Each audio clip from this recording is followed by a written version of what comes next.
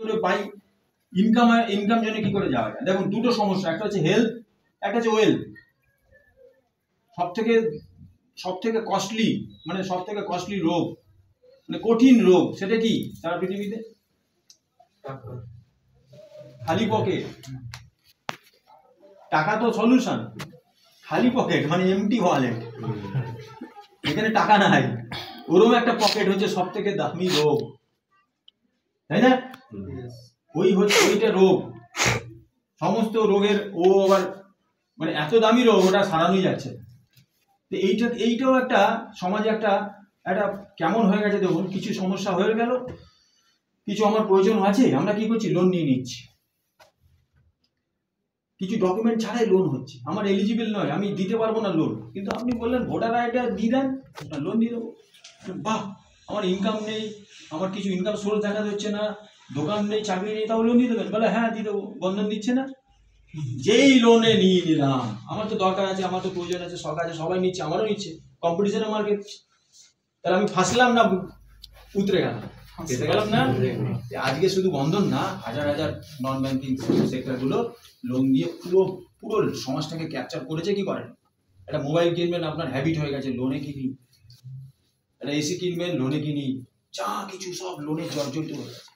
এইবার মানুষ ফেসেছে, বলছে এবারে আমি কি করবো, আর বুদ্ধি নেই যে ওখান থেকে বেরোনোর জন্য, সেই সিদ্ধান্ত নিতে পারছে না, কেন সে পাজেল হয়ে গেছে।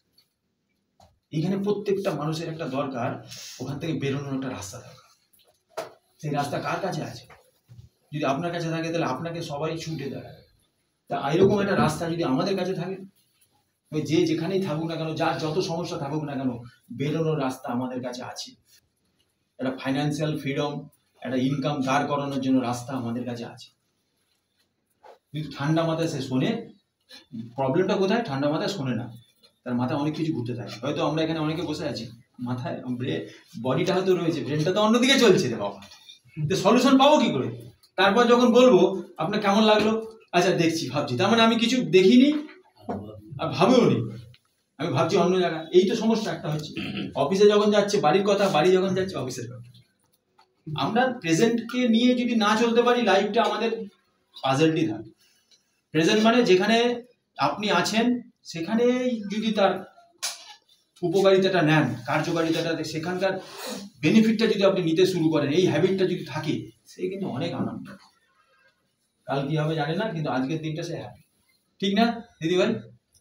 এইখানে দাঁড়িয়ে এই সিচুয়েশনে সলিউশন আমাদের কাছে আছে। সলিউশন কিরকম ভাবে আছে? ধরুন একটা প্রোডাক্ট আমি কিনেছি, মোবাইল কিনেছি, হ্যাঁ মোবাইলটা কিনেছি, মোবাইলের কি আমি কাস্টমার, তো কাস্টমার, কিন্তু মোবাইলটা যখনই কিনেছি তার আগে কিন্তু 10টা কাস্টমারকে জিজ্ঞেস করেছি, 10টা বন্ধুকে রেফারেন্স দিয়েছি, দাদা আমার মোবাইলটা, করি না কেন? একটা দামি জিনিস কিনবো, একটু জিজ্ঞেস করেই নি। লজ্জা লাগলে কি হবে? লজ্জাকে ভেঙে যারা ইউজ করছে, আননোন লোক হলেও, পাশ দিয়ে একটা বাইক যাচ্ছে তাকেও জিজ্ঞেস করি বাইকের মাইলেজ কত দেয়। হ্যাঁ, ইচ্ছে যখন হবে বাইক কেনার, তখন সবাইকে জিজ্ঞেস করতে করতে যায়। আচ্ছা, যারা যারা জিজ্ঞেস করলো, অ্যাপ্রুভাল দিল যে প্রোডাক্টটা ভালো, আমরা একটুখানি ইন্টারেস্ট হই যে ওইটাই কিনবো। আর কারা স্ট্যাম্প দিল যে না ভালো না, এটা কিনিস না, আমি কিনে ঠকে গেছি, ওইটাও আমার কাছে গুরুত্বপূর্ণ। কেন? আমি সিদ্ধান্ত নিলাম ওটা তো কিনবো না, যতই সেলসম্যান বোঝায়, যতই টিভিতে অ্যাড দিই, ওইটা কিনবো না। কেন? ওটা ব্যবহার হয়ে গেছে, আর তার খবর আমার কাছে এসে গেছে। কোথা থেকে আসলো? সে সেলসম্যান নয়, সে ব্যবসাদার নয়, সে একটা কাস্টমার, প্রোডাক্টটা ব্যবহার করেছে, ওর কাছে ওই প্রোডাক্ট, ওই কথাটা আমার কাছে ভালো না, ওইরকম ভাবি তো এটা প্রোডাক্ট নিলাম। তা আমরা যত কিছু জিনিস কিনি, আমরা কারোর না কারোর মুখ থেকে এক্সপিরিয়েন্স নিয়ে তখন নিই। কিন্তু ওই লোকগুলো কিন্তু কেউ ব্যবসাদার নয়, কেউ সেলসম্যানও নয়, কেউ কোম্পানিরও কাজও করছে, কিন্তু সেল কিন্তু তারাই করছে। ভালো করে ঠান্ডা মাথায় ভাবুন, পুরো 87% সেল সারা পৃথিবীতে কাস্টমাররাই করে, ইউজাররাই করে। কিন্তু তাদের জন্য একটা সিকি পয়সা কোনো কোম্পানির লোক, কোনো দোকানদার দেয়? কেউ দেবে? আপনি বললেন ওই মিষ্টির দোকানটা ভালো, 10 জনকে তো কতজনকে যে পাঠিয়ে দিয়েছেন যে অমুক দোকানে মিষ্টির দোকানে খান, ওখানে মাংস খান, ওখানে রঙের দোকানটা ভালো, ওখানকার মুদিখানার দোকানের ব্যবহারটা খুব ভালো, ওই ফলের দোকানটা খুব ব্যবহার ভালো, ওই ফলটা খুব কত রেফারেন্স দিই আমরা সারা দিন, কিন্তু আমরা সেলসম্যান নই। কেন দিই? এটা আমাদের হিউম্যান নেচার। আমাদের ভালোটা ভালো বলা, খারাপটা খারাপ বলা, এটা আমাদের স্বভাব। তার জন্য কোনো ইন্টারেস্ট আমরা চাই না, এটা আমাদের স্বভাব। আর যারা নিচ্ছে তারাও করবে সেম জিনিস। এবং অ্যাকচুয়ালি সেলটা কিন্তু কাস্টমারদের মাধ্যমেই হচ্ছে, কিন্তু তাদের একটা পয়সা কোম্পানি দেবে না। কেন কোম্পানি দেবে না? কোম্পানি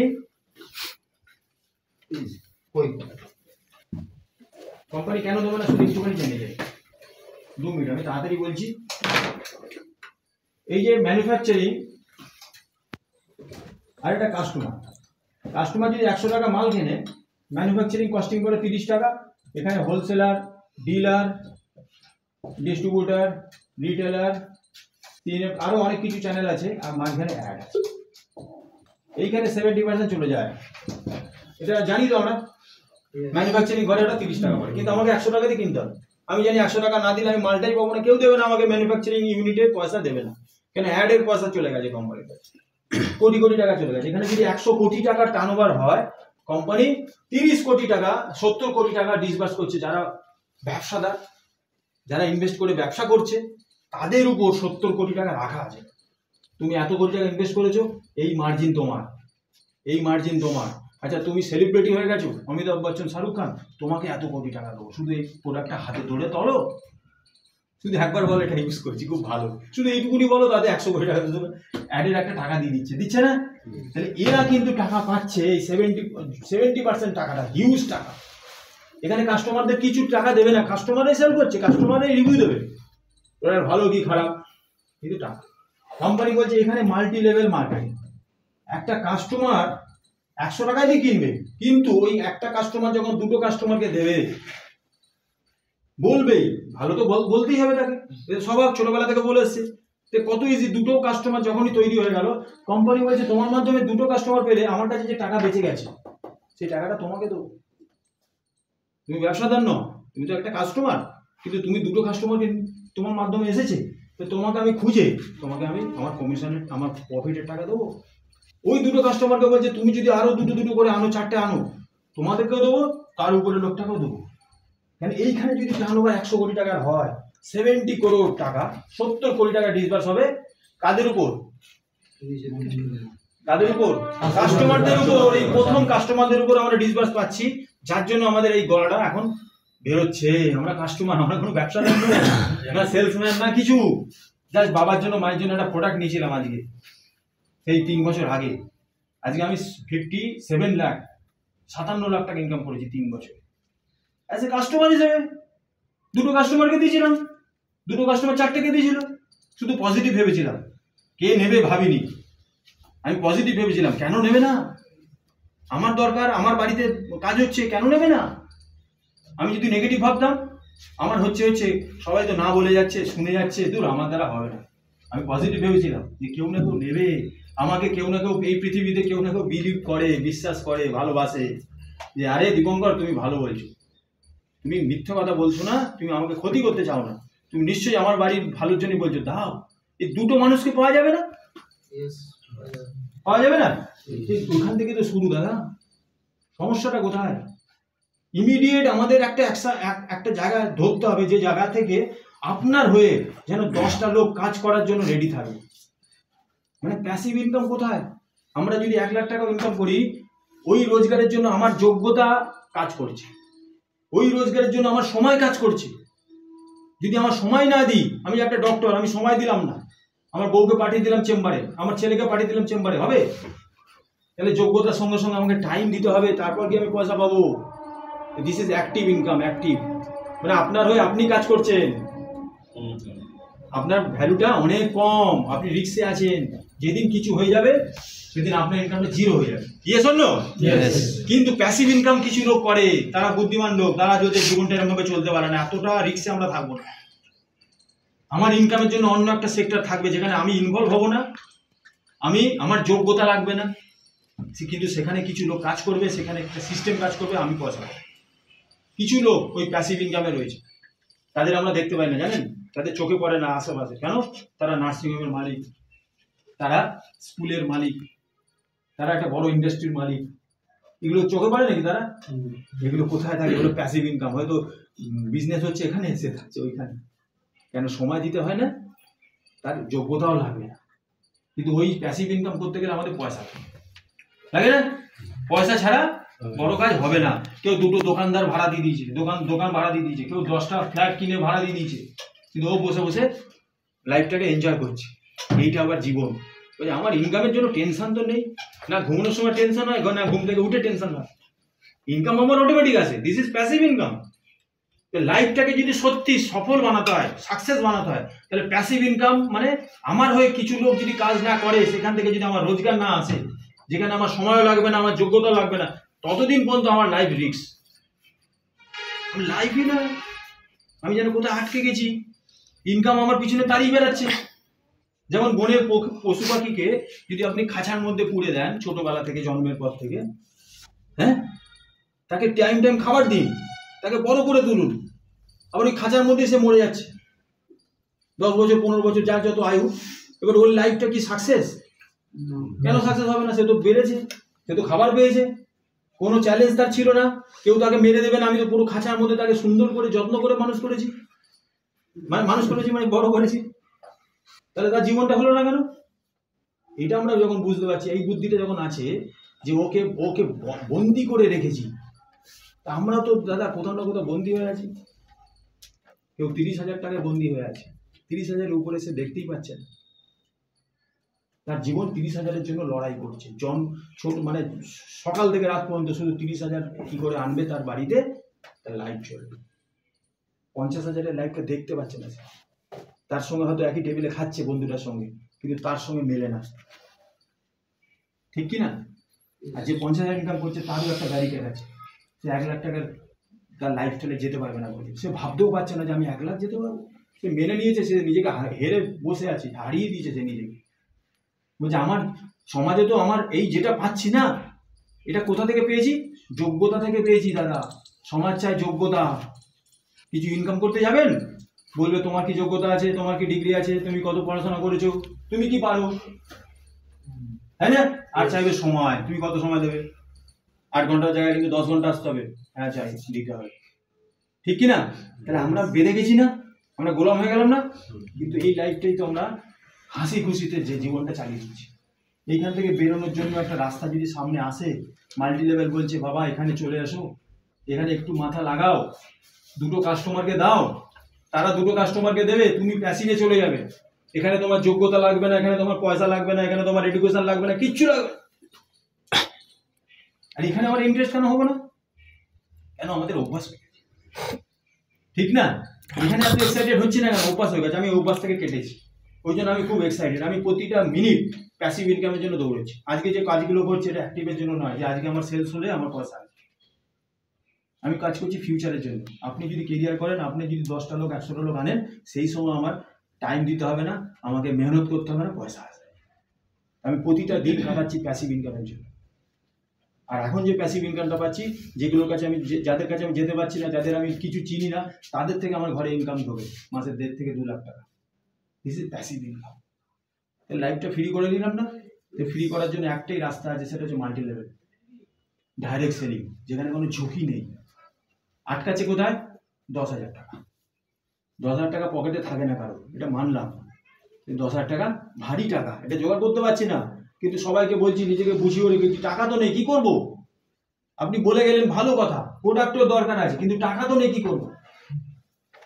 টাকাটা ম্যাটার করে, আমি বলছি, কিন্তু টাকাটা আমরা খরচা করি কখন? কখন জোগাড় করি?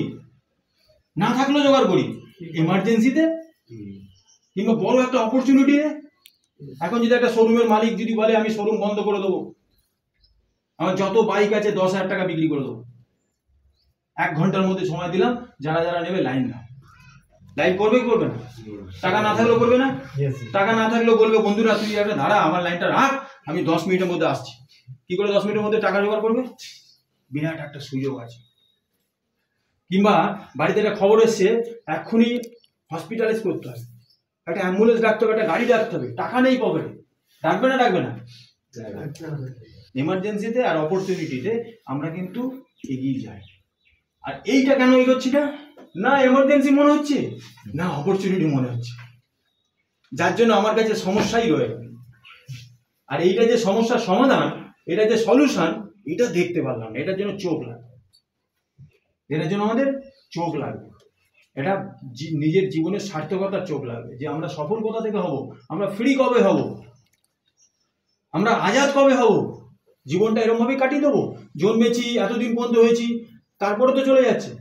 শুধু আমরা একটা মতিভ্রম আমাদের আছে, ইলিউশনে আমরা রয়েছি, সেটা হচ্ছে কিছু পরের বছর মনে ঠিক হয়ে যাবে। বউটাকে বলছি এবছর যা হলো হলো, পরের বছর পুজোতে না কিংবা একবার ঘুরতে যাবোই যাবো, এবছরটা কোনো রকম চালিয়ে দাও, ঈদের সময় বলছি। আবার পরের বছর যখন আসে, এই একই তো জিনিস হয়ে গেল, কিছুই তো আর পরিবর্তন হলো না। আমরা শুধু না ওই ভ্রমে থাকি যে হয়তো চেঞ্জ হয়ে যাবে, চেঞ্জ হয়ে। বন্ধু, কিচ্ছু চেঞ্জ হবে না যতক্ষণ না আপনি প্ল্যানিং করবেন চেঞ্জ করার, যতক্ষণ না ওই প্ল্যানিংয়ে আপনি হাঁটবেন, ততক্ষণ কিচ্ছু চেঞ্জ হবে না, একই জায়গায় থাকবে। আর এইটাই সবাই করে বেড়াচ্ছে, আর তার দলে আমরাও পড়ে আছি। যারা প্ল্যানিং করে তাদের অ্যাক্টিভিটি দেখে বোঝা যায়, তাদের সময়ের এক্সপেন্স দেখে বোঝা যায়। দুমদাম যেখানে খুশি সময় দিয়ে দেয় না, সবাইকে হ্যাঁ বলে দেয় না, এই ওখানে যাবি, হ্যাঁ আমিও যাবো না। ভাবতে হবে যে ওখানে গেলে আমার সময় দিলে কি লাভ হবে, আমার যাবো না। যেখানে আমার কাজ হবে, যেখানে আমার ভবিষ্যৎ আছে, যেখানে সলিউশন আছে, সেখানে যাবো। এরকম মিটিং সিটিং অ্যাটেন্ডেন্স কেন কম থাকে, বুঝতেই পারছে না কোথায় সময় দেবো। ও লড়াই করে যাচ্ছে ওর নিজেকে বাঁচানোর জন্য, বুঝতে পারছেন দাদা? শুধু এখানে একটা জিনিসের অভাব আছে, আপনাকে বলছি, এবারে আপনার কথা আসি। শুধু সমাজে না প্রবলেম আছে, সলিউশনও আছে, কিন্তু প্রবলেম আর সলিউশনকে অ্যালাইনমেন্ট করার জন্য যে লোকটাকে দরকার, সেটা হচ্ছে লিডার। আপনার এই সমস্যা, এই সলিউশন, এই আমি যোগ করে দিলাম, আপনার দ্বারা হবে এটা করা। এই যে বলবে, কারেজ দেবে, এই যে সাহস দেবে, একজনকে পিঠে অ্যাপ্রিসিয়েট করবে, তার ভেতরে যে শক্তি বার করে দেবে যে তোমার দ্বারাই হবে, কেন হবে না, তুমি এগিয়ে আসো, এটা কে বলবে? লিডার বলবে। শুধু লিডারশিপের অভাব আছে দুনিয়াতে, ভালো ডাইরেকশন দেবে, গুড লিডারশিপ দেবে, এরকম লোকই নেই। যে প্রত্যেকটা লিডারকে, যার লিডারের কোয়ালিটি আছে, কোয়ালিটি মানে লিডার হচ্ছে আগে দাঁড়াবে, রিস্ক নেবে, ও আগে বুঝতে পারে, ভিশনারি পার্সন হয় লিডাররা। যদি একটু এসে সমাজের এই ব্যাধিগুলো দেখতে পারে, যে আমার জীবনে আমি 10 জন লোককে, 100 জন লোককে আমার মাধ্যমে রোজগার পাইয়ে দেবো, দাঁড়িয়ে থেকে ঘাম ঝরিয়ে, মাল্টি লেভেল ছাড়া কোথাও পাবেন? আমার এক্সপিরিয়েন্স দিয়ে আমি হাজার হাজার লোক, লাখ লাখ লোকের কাছে তাদের স্বপ্নটা পূর্ণ করার জন্য সেই রাস্তাটা বলে দিচ্ছি, তার কনফিডেন্স তো পাইয়ে দিচ্ছি। কে নিচ্ছে না নিচ্ছে সেটা আমি দেখতে পাচ্ছি না, কিন্তু কিছু লোক তো বসে আছে ওই লিডারটার জন্য, যে আপনি আসুন, কিছু আপনার এক্সপিরিয়েন্স বলুন, আমারও কিছু টিম হয়ে যাবে। তাহলে সবার জন্য যখন আমি নিজেকে এত যোগ্যতাপূর্ণ আস্তে আস্তে আরো বাড়াচ্ছি, যে অনেক লোকের দরকার আছে এরকম মানুষের।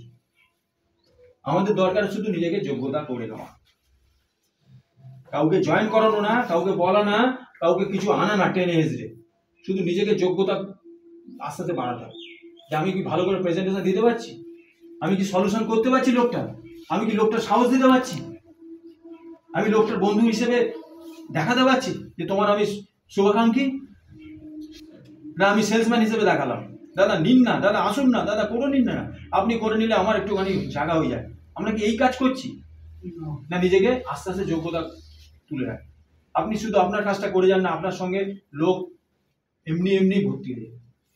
তাহলে নিজেকে তৈরি করার জন্য কিছু ইনফরমেশন আমাদের লাগবে, কন্টিনিউ এডুকেশন লাগবে, কন্টিনিউ লার্নিং এর মধ্যে রাখতে হবে, তার জন্য সিস্টেম আছে। এত সুন্দর এখানে বালিচকে আছে, প্রতিদিন প্রোগ্রাম হোক না, এক একজন দায়িত্ব নিয়ে নিক।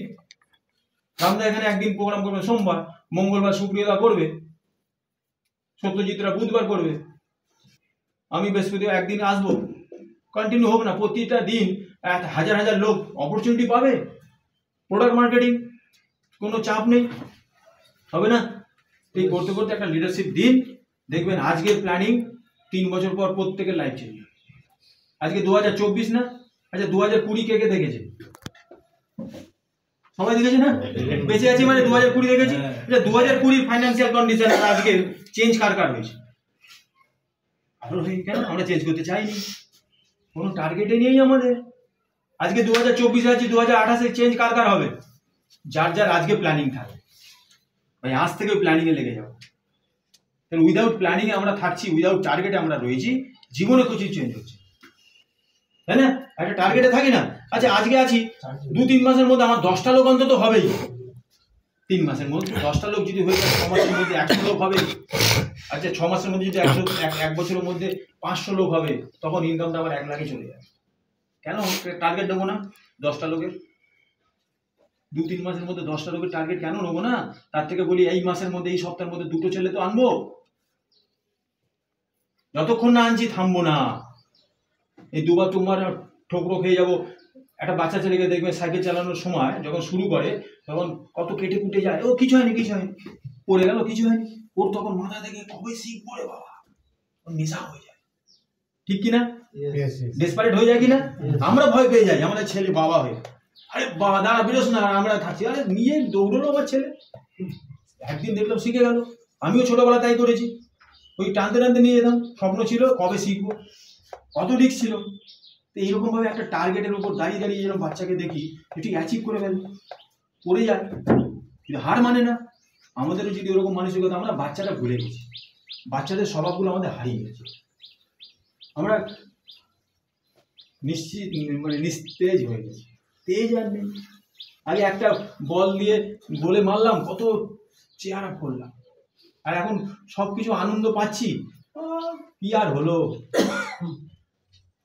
চেয়ার আপ করতেই ভুলে গেছি, আনন্দের মধ্যে থাকতেই ভুলে গেছি। ওকে, তাহলে আমরা আজকে কি হলো, প্রোডাক্টের জন্য একদম বেস্ট প্রোডাক্ট, যে প্রোডাক্টটা লাইফে কোনোদিন কেউ শেষ করতে পারবে না। এই আমি একটা এই যে জলটা খাই, এই জলটা, এই প্যাডটা জীবনে শেষ হবে না বন্ধু। 3 বছর ধরে এই প্যাডটা রয়েছে।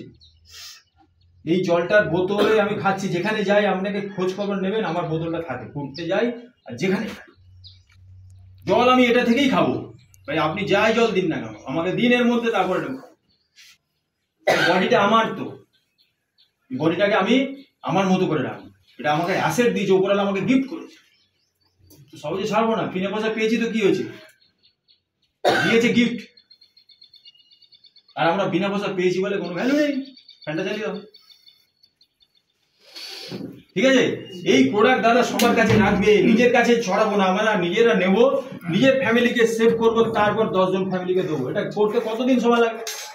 এই অফিস আজকে পুরনো লোকগুলো বাদ দিয়ে সব নতুন লোক যদি হতো, সবার ঝুলিতে কিছু না কিছু বেনিফিট আসতো। তা আমাদের ডিউটি, আমরা এখানে বেরিয়ে যাব, আমাদের সবসময় থাকবে, আমি থাকবো না, আমি অফিসের বাইরে আছি, ভিজুয়ালাইজ করবো, আমার জন্য 2টো লোক এখানে থাকে, 2টো লোক করে ডাকুন না। আমি আবার পরের সপ্তাহে যদি আসি, যদি কমিটমেন্ট করেন তাহলে আসবো, কিন্তু একটা পুরনো লোক এই ঘরে থাকবে, ঠিক আছে? প্রোডাক্টও ভালো দাদা, প্ল্যানও ভালো, শুধু লিডারশিপের আমার খোঁজ আছে, শুধু লিডারশিপ নিতে আসুন, সমস্ত ফেসিলিটি এখানে, ঠিক আছে? কোনো প্রশ্ন থাকলে বলতে পারেন, ঠিক আছে?